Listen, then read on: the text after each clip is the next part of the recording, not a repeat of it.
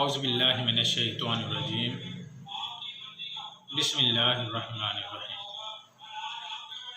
मेरा नाम हकीम मोहम्मद अल्ताफ़, मुस्तनिद गवर्नमेंट तिबिया कॉलेज भावलपुर। आज मैं जिस मौजू पे बात करना चाहता हूँ वो है चेहरे पे गड़े पड़ जाने के।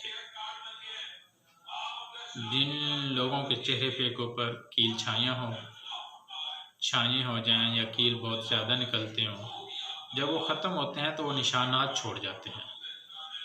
उन निशानात को ख़त्म करने के लिए मैं आपको आज एक पेस्ट बताता हूँ। ये बना के चेहरे पे लगाएं, इंशाल्लाह ज़बरदस्त रिज़ल्ट मिलेगा।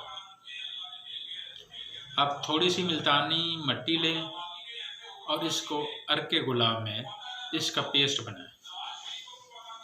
10 से 15 मिनट तक चेहरे के ऊपर लगाएं, उसके बाद वॉश कर लें। चंद दिन लगाने से आप वाज़ेह फ़र्क महसूस करेंगे। बेहतरीन से बेहतरीन मालूमात के लिए मेरे चैनल को सब्सक्राइब करें।